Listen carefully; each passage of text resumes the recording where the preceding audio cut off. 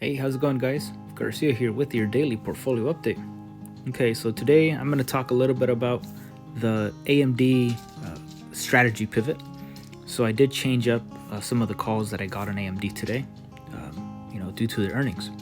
So let's get into it.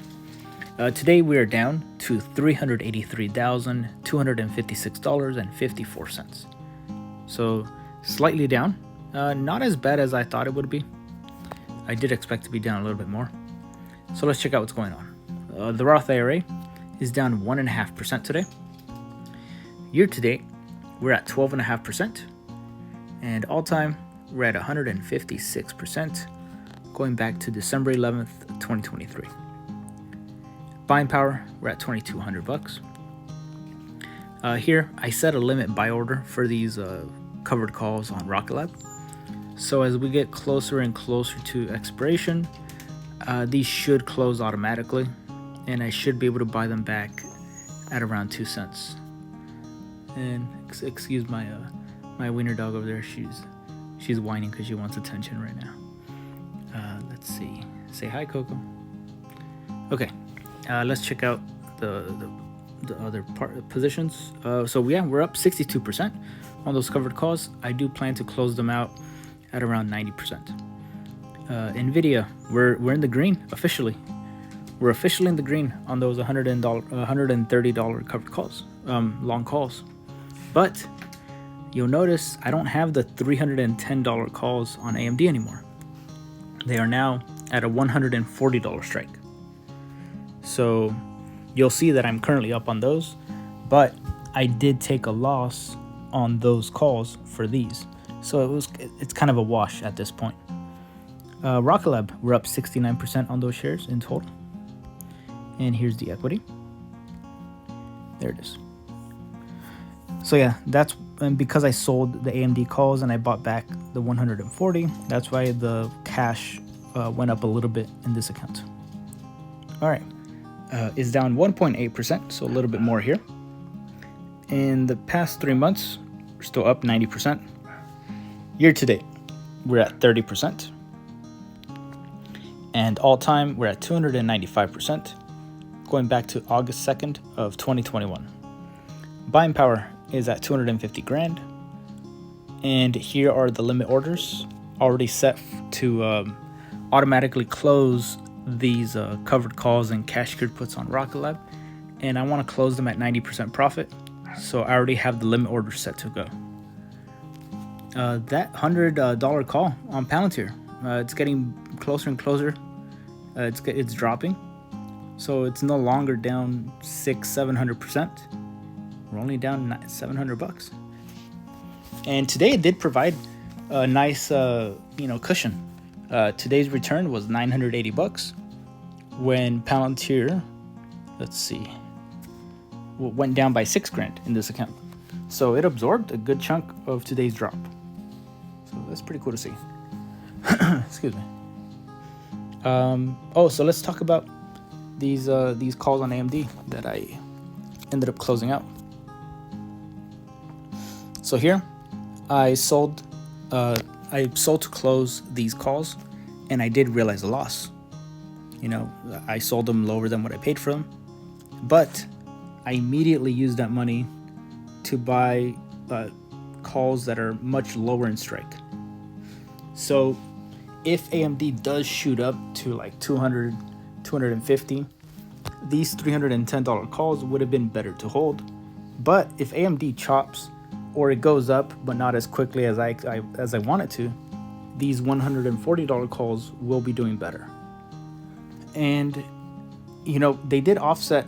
Today, here's the return. It was $1,000. And I did the math on the calls that I did sell, and they would have returned about the same amount. So I'm currently still break even on these calls. I didn't really lose out on today's bounce for switching strikes. So that's pretty good to see. Here is the total percent change and the equity.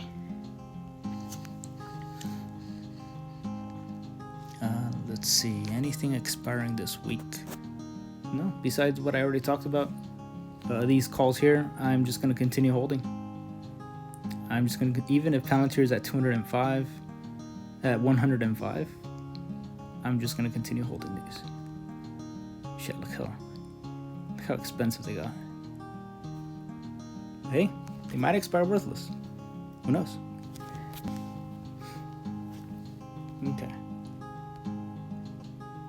Let's check out what's going on Twitter.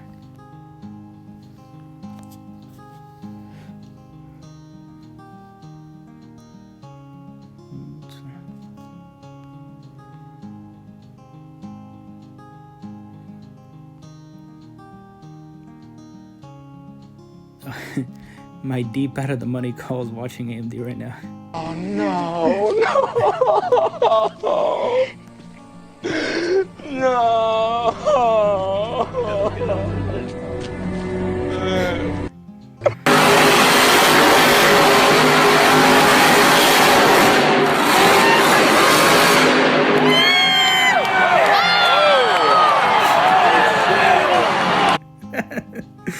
Oh my god. Everyone's like, oh. The rest of my portfolio looking at AMD right now. If he dies, he dies. Palantir, RKLB, NVDA, they don't care. NVDA was actually going up today. It's just pretty fucking wild. So here, I was kind of breaking down my reasoning. So because AMD didn't rise after earnings, I closed the 2027 $310 calls at an $8,000 loss, and I opened $140 strikes with the same expiration. So at a $140 strike, these have much higher odds of success, and I'll be able to sell covered calls against these leaps. So that was a big reasoning for my for switching down to a lower strike. Is if AMD does pump to 130, 140 in the short term, I could sell $145 covered calls, $150 covered calls expiring 1 week out, and just run them like I would if I owned 500 shares of AMD. So that would be the strategy there. Here, Westfield, Palantir employee, he was breaking down Palantir for people like this who kind of, they say, oh, well, their stock growth comes from, what do they do again? Nobody knows. And you're not allowed to ask because the employees can't explain it. And here, Chad, he was talking about it. And then Westfield explained it as well. But basically, Palantir produces software that builds custom software easier, faster, cheaper, and better. So the most valuable software for which the total addressable market is unlimited. It is not hard to understand Palantir if you try for 5 honest seconds. So, just read that last paragraph for him, but he explained it very, very well. So it's great to have employees, breaking it down for people online, so you're getting it straight from the company, and what better source?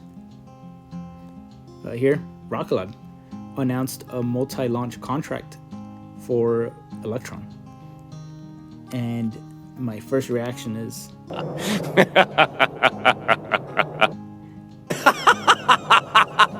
it's only a matter of time before the multi-launch Neutron contracts start hitting the books, and that is when things are going to get interesting for RKLB.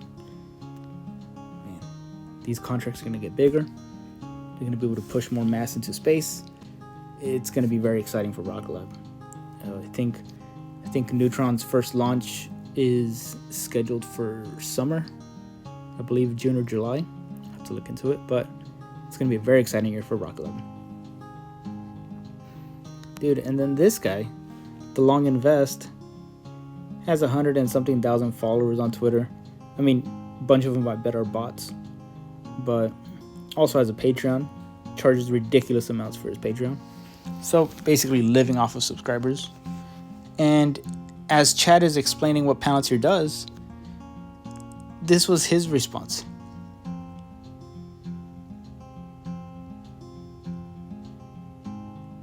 Dude, it's just insane. Oh. Look at that.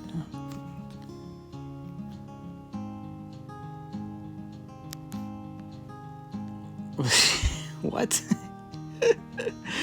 So yeah, so he says that, oh yeah, you've done a great job wiping kids off the face of the earth in Palestine.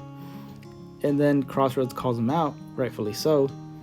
And then he's like, what part of it is not true? It's like, dude, he did hold Palantir. Like, he's not even addressing Crossroads' point. Like, yeah. Yeah, he's just trying to, like, just throw it back at Crossroads, but he didn't even address what he brought up. Anyway, this guy is a total clown. I mean, just as the rest of those, you know, fucking guys with massive followings and living off subscriptions. I guess it just comes with it, you know. It just, I guess it's part of it. Oh well. Anyway, this $960 gain from the calls offset the $900 that I missed out from selling the $310 calls. So not too bad. So I'm, instead of exiting AMD completely, due to thinking, because I mean, the odds of AMD hitting $300 within 2 years, the odds are much lower now that it has tanked after earnings than if it had pumped after earnings and would continue moving up. You know, the odds kind of switch up a bit, and I would rather just try my luck with the 140. And it looks like that's going to be it for today. Yeah, it was down 1.6% today, so not too bad, not too shabby. Alright guys, it looks like that's going to be it for today. Thank you guys for watching. I appreciate you guys, and hope you guys have a great day, and I will see you guys tomorrow.